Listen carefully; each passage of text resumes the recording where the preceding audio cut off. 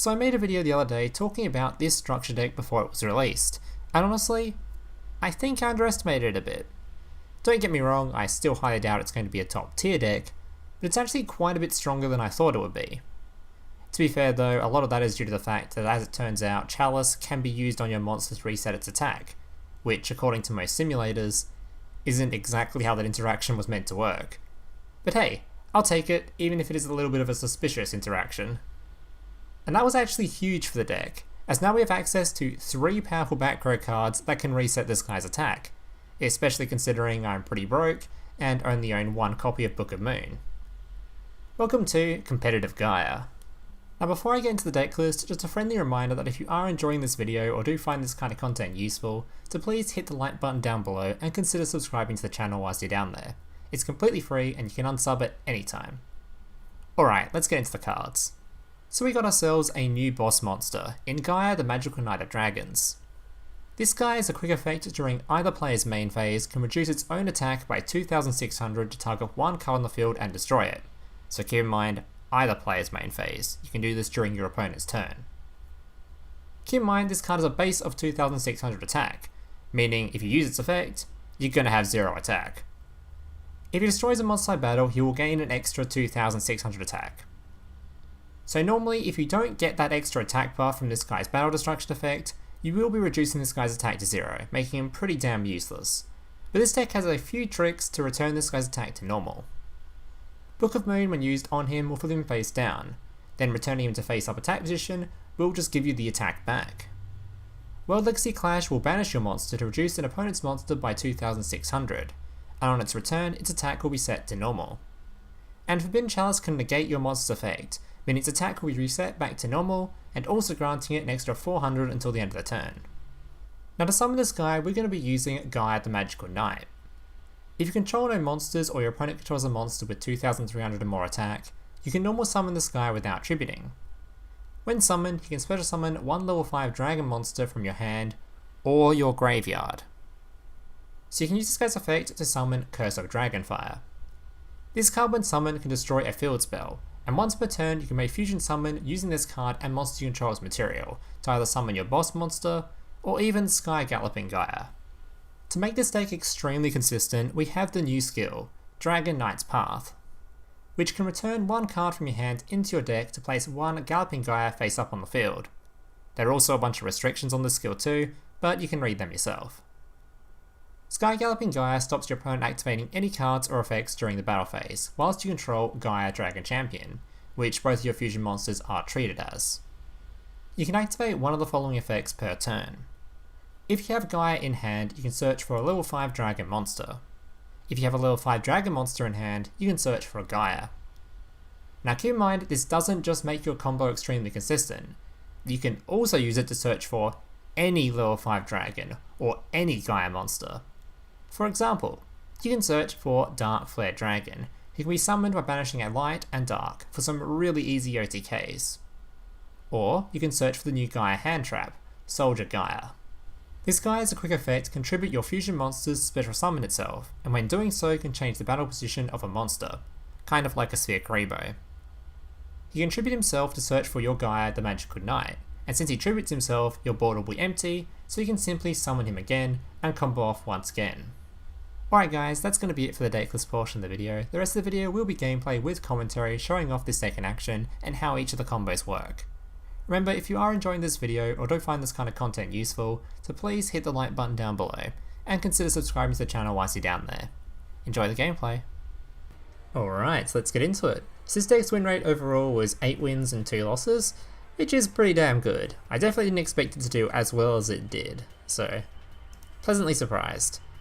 Alright, so I've got 5 replays to show you. Sadly, I think 3 of them were against Harpy players, so not a super amount of variety compared to normal, but Harpies are a good deck, so it's a good showing of deck strength.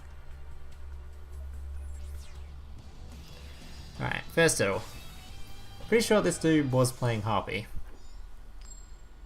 And I was thinking this is the duel I misplayed? Ignore that 10 win streak, that was playing Lunar Light. This was my first game I played off the deck. Alright, so normal stuff, Channeler, Perfumer, rest, all the normal standard combo stuff. And a very good starting hand too. This starting hand, by the way, I think is the starting hand where I could have OTK'd, but I misplayed, which I'll explain in a second.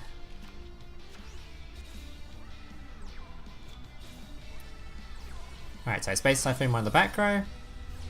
Oh no, this wasn't the replay, never mind. Ignore that.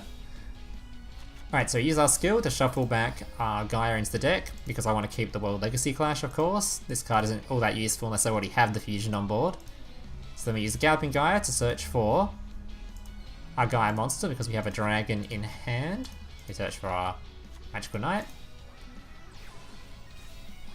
Magical Knight can special summon our dragon from hand. This is normally where you go into the fusion, but our opponent has Treacherous, which is a little bit annoying. But thankfully, because we kept World Legacy Clash, we can kind of dodge it. Also, I used Chalice earlier to negate the slash, so we can't return anything to hand here anyway.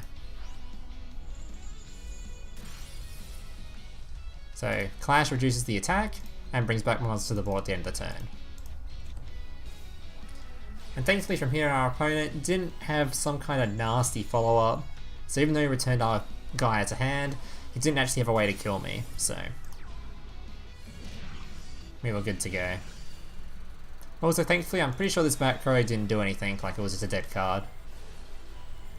So Dragonfire, this is probably the only time you're going to see this. When Dragonfire is summoned, it can destroy field spells, so it's a good counter to Harpy's Hunting Grounds. Also, this guy obviously can return cards from graveyard as well, so you summon this guy, summon back the Dragonfire from last turn, and we're good to go. Go into our fusion monster. Alright. Swing it into the monster, make sure to gain a billion attack, 5500. And because we know his back row is absolutely nothing, we don't give half a shit about it, so I'm going to let him summon whatever Xyz monster he likes, and I'm just going to pop it. Still have no idea what that back row was, by the way, but just not activatable. Alright, so he summons this. Before we can use its effect, we're just going to activate our monsters and get rid of it. And notice how because I had over 5000 attack, my monster still had 2600 even after removing his monster, so we're ready to destroy another card, even if he summons something else for our next turn anyway. Alright. Next up. So this will be the one where I misplayed, I think.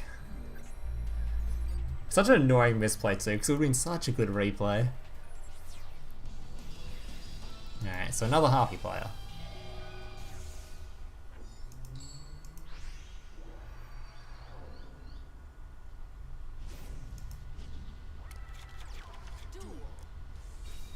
Alright, so he does his normal combo, destroying his own field spell, Big Brain. Sun in Perfumer, getting Feather's Rest.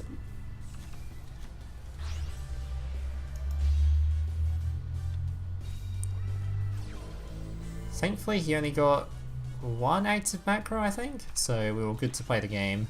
If Harpy gets multiple back row against this deck, I'm pretty sure you'd just lose instantly, but he only has one back row, so we're good to play. And this is where the misplay comes in. So I have the opportunity here with this hand to do a fat OTK, and it would have looked awesome. But I misclicked. So first of all I Mystical Space Typhoon in the back row, because it's annoying. Then I activate my skill to return a card into the deck and pull out the field spell. And what I was meant to click is World Legacy Clash. Sadly, I hit the Gaia. Was not very happy about this one. Because this would have been super cool. Because if I added the if I sent the Clash away, I could have kept Gaia in hand, which means I could have used the skill to search for Darkflare Dragon. So I could have had the Darkflare Dragon for an extra bit of damage at the end of the turn, and we would have had a nasty little OTK with the fusion monster and tributing the soldier, so. Anyway, we use our skill to search back for the guy that we accidentally put in our deck. Summon the Darkflare, destroy the field spell, and fuse into Gaia. So if we didn't accidentally shuffle into the deck, we could have used this guy's effect, remove his monster, special summon Darkflare, and tribute this guy off with this to special summon, and we'd have two monsters on board with a billion attack, and he'd be dead as, just dead as shit. Sadly, we did misplay. But it's fine, because at least you get to see some interactions with World Legacy Clash in these replays.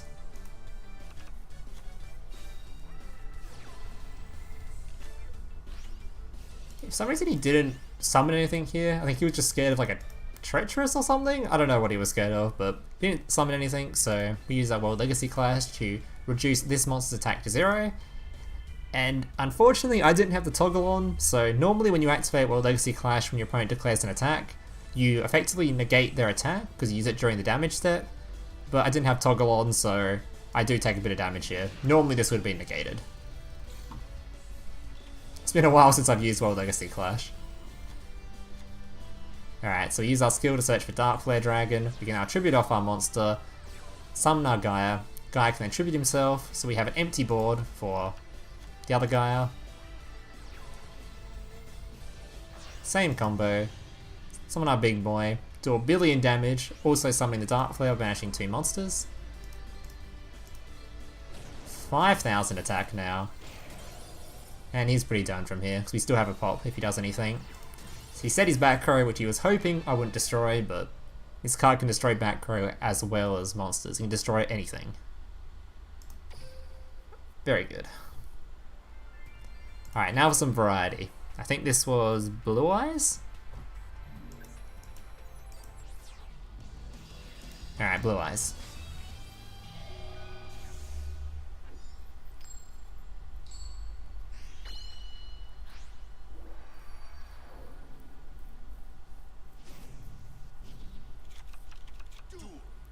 Alright.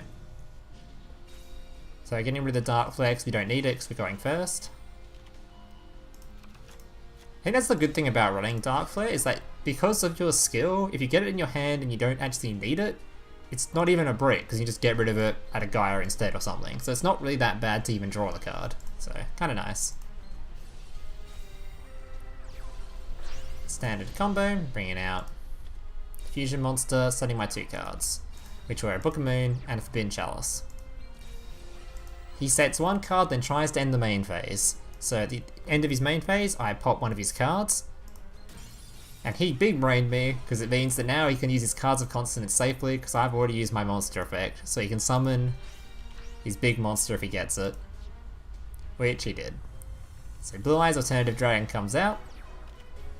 We instantly Book of Moon that, because we don't want our monster to be destroyed just yet. Making sure to wait to use the Chalice's effect, because we don't want it to pop our field spell, we want to try and target our back row. Which we then use on our monster to boost its attack back up to 3k. Pretty nuts. Karma cuts our monster instantly, kinda tilting, but thankfully we drew a Gateway to Chaos, which is another search for our Gaia. Prismatic, by the way. We summon it, bring back the Darkflare, Dragonfire. Bring out the Fusion Monster, and get rid of that alternative.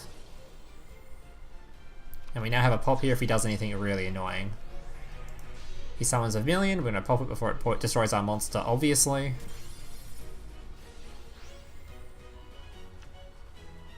Adds his White Dragon. Stone brings out a Blue Eyes. And for some reason he put it in defense. I don't know if he just didn't do maths correctly or failed it in school or something, but 2600 is a bit bigger than 2500. I don't know, maybe... I mean, he's a Blue Eyes player, of course, so they do struggle to read.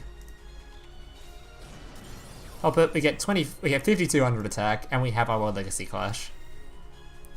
He can now summon Alternative. He has a Blue Eyes and the Alternative in hand, but he chooses to set a Karma card instead, and decides to go to the end of the main phase.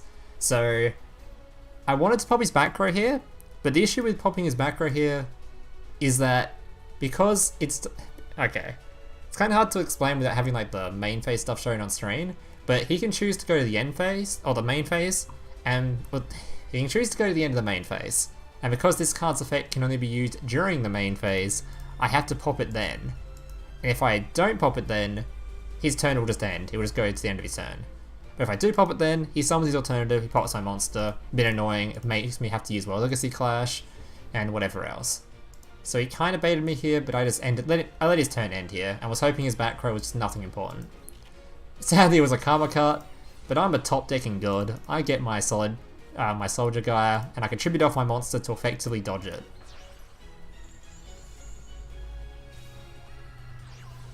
And he can tribute itself, add Magical Knight, And we confused again, and he just conceded, he was done with that.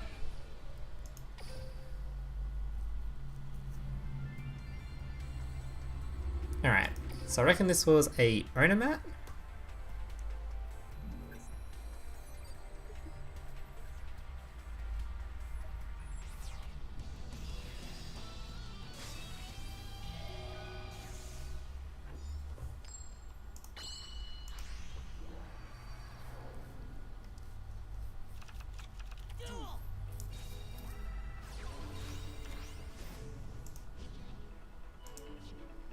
Alright. So starting hand was pretty nice. We really wanted the Chalice, because if he had summoned that really annoying monster that negates effects, we would have had a way to deal with it. Fortunately, he summons Roach anyway, so we didn't give half a shit about Roach. We ain't synchro summoning. So Mystical Space Fight Tomb, pop the back row. Same old, same old. Spectral Summon the Dragonfire. Go into our Gaia the Night, Magical, whatever it is, and pop his monster, gain a billion attack, and pass the turn. He summons his Gaia head. Thankfully we have Chalice, so we just negate that shit.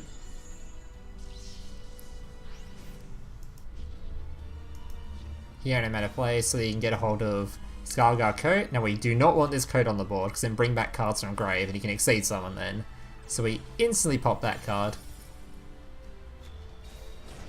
Place monster, gain a bit of attack.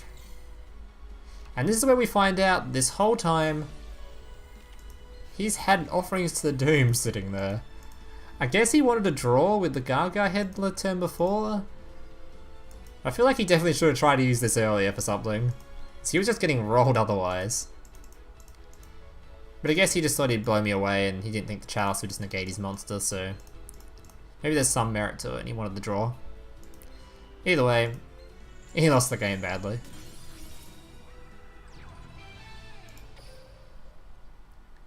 Alright, final replay, and sadly, it's another Harpy.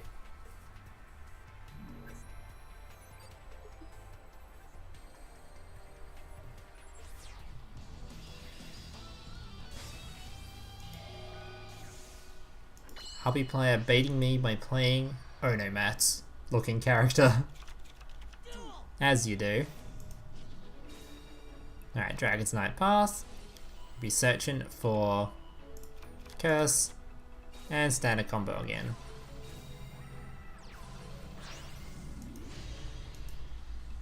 I was kind of hoping Yugi would have an animation with this, but he doesn't have one. This guy had so much back row, so we still spaced Typhoon into one of them, we used this effect to pop another one, and then he set another back row because his main phase didn't end. So we had the Darkflare Dragons go for some kind of OTK. Actually not OTK, sorry.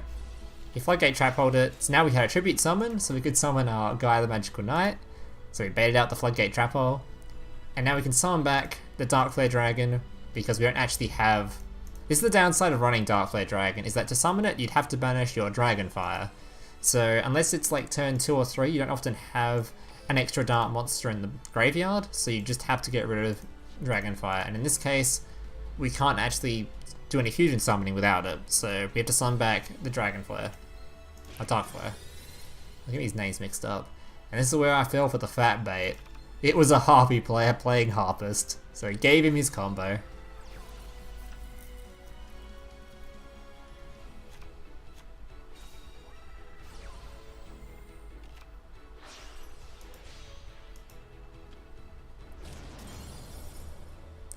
Alright.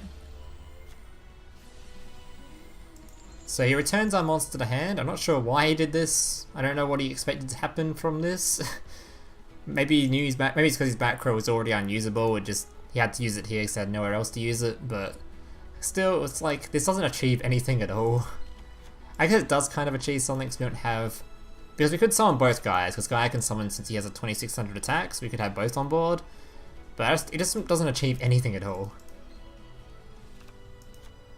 Because we just summon our Gaia and we just do our normal combo stuff again.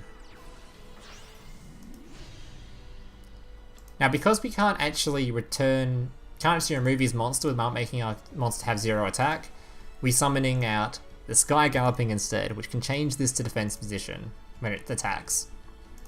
So this card's actually pretty good as well. And get that out of here. Sky Galloping, gonna search for... It's actually such a good spell, because if you have a Gaia in hand, for the rest of the duel, every turn, you can just add one of the curse to hand, and since you have curse in hand, you can add the other Gaias to hand. You can just keep doing this every turn. This generates so much value, this card. One card by itself is so much stuff. It's so good. This card swings in, because it can change the battle position of a monster, that includes if it's face down. Swing it face up, do a bit of damage. MST's back row to see what it was. Turns out it's a chain disappearance. This guy must hate Alistair as well. Then we can tribute off our monster during the battle phase for the extra 100 damage. And he's dead. Alright guys, thank you guys for watching. If you enjoyed the video, make sure to leave a like, subscribe, all that kind of stuff. And yeah, laters. Hey, big brother, can I watch SpongeBob? Shut up, Mokuba. I'm busy flagging YouTube videos to compensate for the fact that I have an extremely small penis. Oh.